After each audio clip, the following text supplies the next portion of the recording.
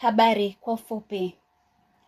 Moto umeteketeza sehemu ya hifadhi ya Mlima Hanang uliopo wilayani Hanang mkoani Manyara na kusababisha uharibifu wa misitu na viumbe hai vilivyopo kwenye hifadhi hiyo. Chanzo cha moto huo imeelezwa kuwa umetokana na shughuli za kibinadamu, hasa kurina asali kwa kutumia moto.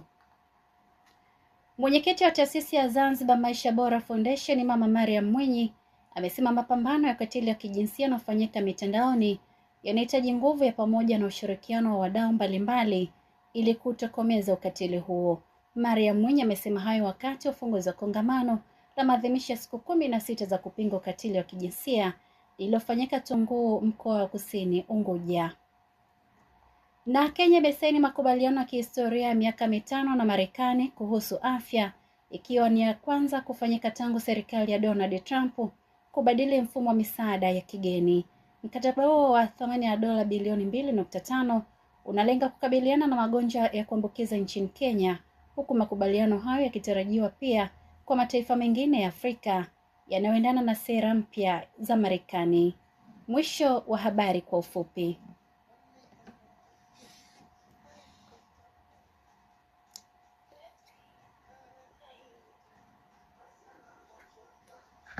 Mama mkwe.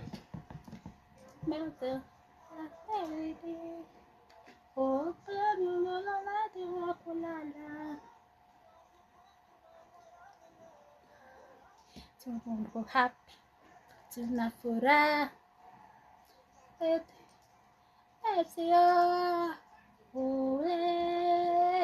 Una kibali cha kuimba?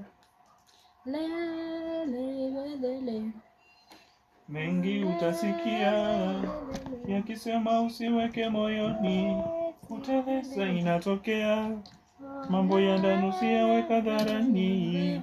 Kama ndege njoo turuke angani wote, unishike nikushike litue wote mpenzi. Mvua ikinyesha iwe baraka ya pendo letu, lolote likitokea basi tuanguke na tufe wote. Pengine amani tulonayo kidogo wanaiota, gine pesa si tatizo, vipigo heli yetu sisi tushukuru kwa yote.